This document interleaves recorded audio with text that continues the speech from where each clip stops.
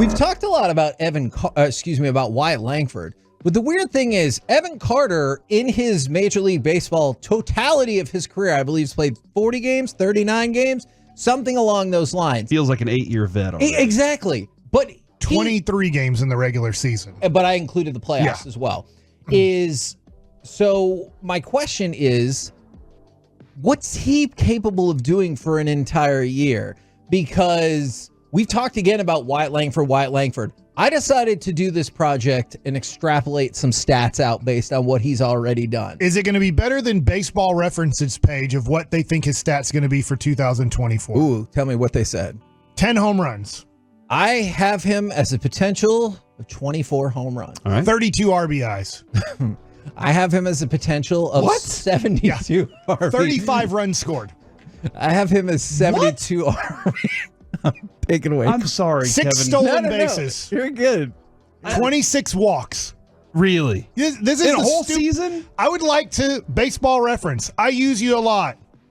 Mark this. Fix it. Baseball Reference, fix this. This is the stupidest projection I've seen in the history of baseball. What? Evan Carter, I guess they're projecting he gets hurt for 2/3 of the season? They must. Or get sent put back an down? asterisk next to this and say we're projecting injury, because this doesn't make any sense. Well, hold on, Mike. Hasn't he had? He has had injury There was issues. some injury history in his minor league career, but other than that, I don't know enough. And he put on some weight. Maybe that'll help him out too. But when he hits, and Kevin, I'm sorry, before you get into those predictions, Mike, when you watched the home run that he hit out to right field yesterday, I don't know if I saw the grand slam. I know I saw the home run. It looks. We talked about this before. It looks like he catches the ball and throws it with his bat. Just over the fence. It's so smooth. He has a Palmeiro-like power to him, where you're like, it doesn't look like he swung the bat hard enough. Like when Wyatt Langford swings the bat, you know he has swung a baseball bat. You can feel the air out in left field when he's swung the bat. Evans just short and quick to the ball, and then he has a smooth follow through, and you're like, wow, that ball went over 400 feet. That's interesting, because that did not look like a swing, and he doesn't have a body that looks like the ball's going to go a long way. It's really good bat speed for him. Some people are already giving kind of their predictions for the entire season of Evan Carter from the 214. No less than 25 home runs and 25 stolen bases. From the 469, 285 batting average with 24 home runs, 101 RBIs, and 55 doubles. That would be an incredible number of doubles right there. I have, before you get to your projections, I'm just going to tell you, I won't give them away, but I do have Gunnar Henderson's numbers from last year. Ooh, okay. To kind of go over under possibly his, because he was Rookie of the Year.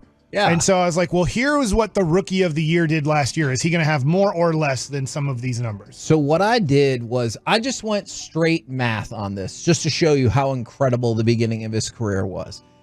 23 games in the regular season, 17 games in the postseason. That's what Evan Carter played. I projected all of this based off of that, and just listen to how incredible the beginning of his career was. Did you times everything times 4? And I scaled it down just a little bit from there. All right. Is 24 home runs, 72 RBIs, a 303 batting average, a 990 OPS, and a WAR of 9.6.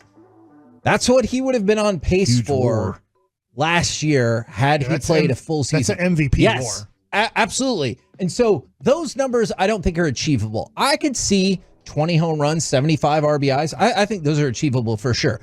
The 9.6 WAR, well, holy crap. I hope we did get that long-term deal done ahead of time, because this kid's going to be amazing. But that's why I wanted to focus on him, because we've talked about Langford, because you almost feel like Carter is a known commodity. He has not even had his official rookie year. And as Langford said, the dude is a year younger than me. Yes. Sometimes we think about, well, he's drafted in 2020. Langford drafted in 2023, and he was a 17-year-old high school kid. So he's 21, and Langford's 22.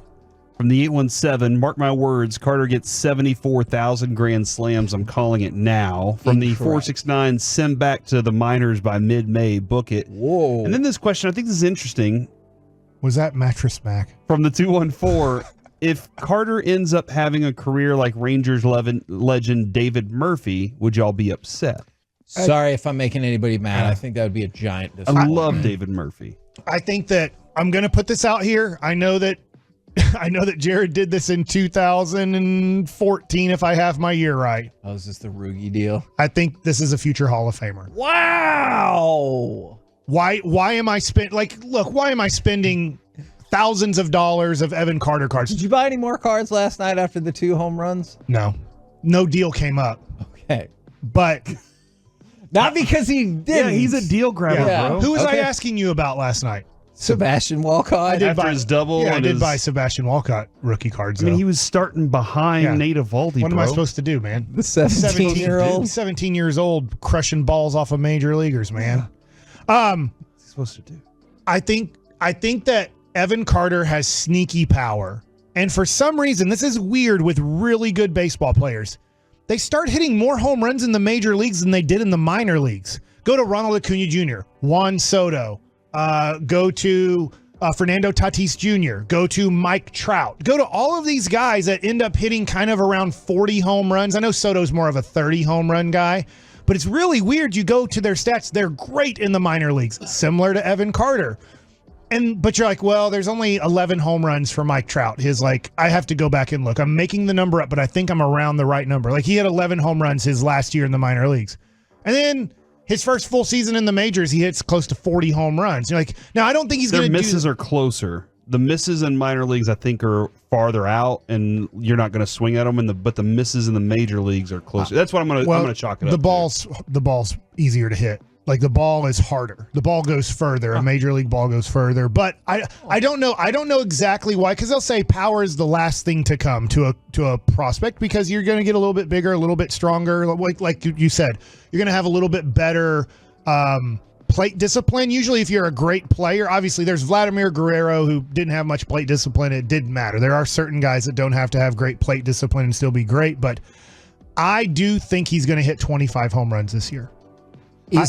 I think consistency also is the factor. When you say That's where I was like going. Hall of Famer, I'm sorry to steal that thunder from you're you, good. Kevin, but when you say Hall of Famer, I think he's going to be consistent throughout his career, health permitting. Right. I think the way he approaches the plate, the way he forces pitchers to pitch to him as opposed to chasing. Now, if he could figure lefties out, that's going to be like icing on the cake for us. But all those factors, I think that's going to create over 162, very similar to when we talk analytics, that'll put him in the higher percentages, which people are going to go, well, those numbers just stand out, man. How confident then are you that he can be average against left-handed pitchers? This year, not super confident. Okay, but For his career, Yes. very confident. All right. I think his hand-eye coordination is tremendous. And so I do think he'll figure it out. Will he figure it out this quickly? Will he go from, in the minor leagues, there was a reason that they would bat him ninth or not bat him in the playoffs against left-handed pitching. And it was because of the numbers he put up in the minor leagues last year against left-handed pitching. He did not do good against left-handed pitching in the minor leagues last year. And then, in the major leagues, we're just going to sit him against left-handed pitching. Yeah. There was a reason, because they knew his numbers. They knew his splits last year in AA/AAA. So I think he's going to figure that out, but it's going to take some time. I think in his prime, I think he's going to hit 30 home runs. okay. And I think he's going to have a 400 on base percentage for the prime of his career. I think he's going to have a 400 on base percentage. And Corey, I think you'll love this response from Bochy about the game yesterday. We don't need to take from early in spring training. We take from last year the highlights from when he came up. Plus, he's got even stronger over the winter. He put on a little bit of weight. He's a fun guy to watch. It is. You think Boch invited him down to the land to Throw some hay and move some barley around and throw some chop some wood, get some axe working. a little bit. Plus, Mike, I just wanted to say, it's amazing that he played, including the playoffs, 40 games. What we take is what we saw of him last year. And I'm like, yes, the 1/4 of an entire regular season that he would have played, including the playoffs. And he played in 17 playoff games. Am I Yes, correct about correct. that? And then he played against the Seattle Mariners 7 times, and he played against the Toronto Blue Jays 4 times. So now add 11 to the 17, 28. Yeah. 28 of his 40 games were against playoff teams, pretty much. Yeah. He played 12 games last year against what you'd consider. He played 2 games against Oakland. He played a series against Cleveland. By the way, Cleveland does have good pitching. Is that long enough to get a book on a guy? No. Okay. But yes and no. Yeah. You're getting an idea. Here's the easy book on him. Put a left-handed pitcher in the game if the game's on the line. Yeah. I mean, that's a simple book right there. The other thing too is here's my book on him, watching him and all his at-bats last year. On 2-0, I'm not telling you to throw the ball down the middle, but there's a good chance he's going to take on 2-0. You're going to have to throw strikes. There's a good chance he's going to take on 0-0. So I'm not saying throw the ball right down the middle. We're not throwing, batting practice to him on the first pitch. But you can get ahead of him. It doesn't mean you're going to get him out, but he's going to allow you to get ahead of him. He's not going to be aggressive on the first pitch. So let's see how we start doing on an 0-1 count with him. If you get behind in the count, he's going to take his walk. If you think he's going to chase a ball just out of the zone, he almost never will. He never will chase on a 3-1, 2-0, even 3-2. He's rarely going to chase out of the zone. So you're going to have to throw him strikes. But you can get ahead of him probably easier than you think because he's going to be that Julio Franco, Tony Gwynn type of approach where he does not mind getting behind in the count. So that's where I get a little. Wyatt Langford might come up and he might start off hot. He might start off like he did at spring training where it takes him a few games and then he gets hot. But once they start getting scouting reports that are in depth on these guys, what's that adjustment? What do they do? They go, okay, they know I can't do this. Now I'm going to be either I'm practicing so I can, or I'm just avoiding all that altogether. And that's where, Kevin, when the numbers start to come out, I can't get too excited because I got to see him overcome the slump.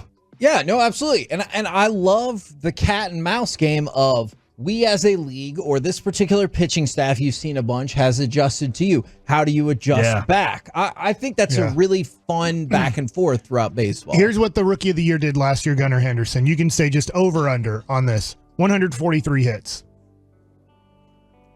Over.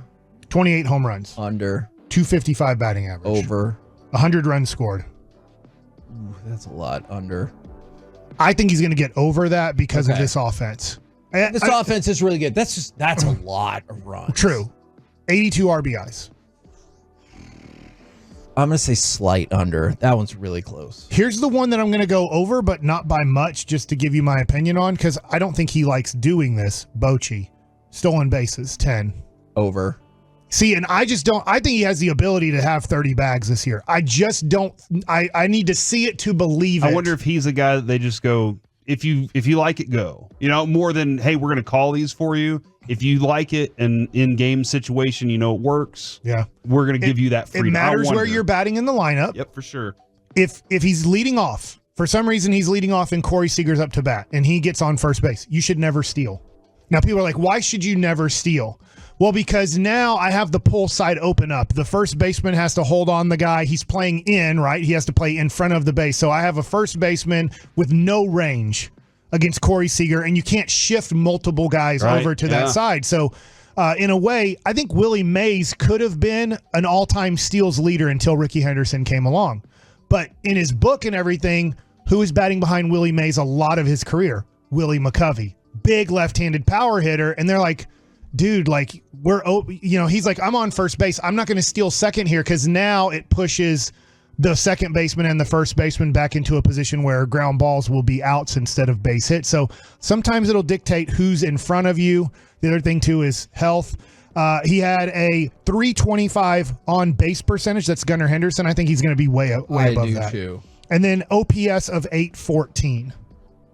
Yeah, no, I think he can be above that. So that's probably why he's the favorite to win Rookie of the Year in Las Vegas right now, is because more than 50% of the numbers you said over. Your nemesis, Jim Bowden, picked Wyatt Langford to win Rookie of the Year. He said I'm not going to be upset about that. He said slightly over Evan Carter, which again, if they finish 1-2, you'll be like, and remember, you get like the 32nd pick in the draft, and you get a pick at the end of the international, or you get money, however it works in the international situation.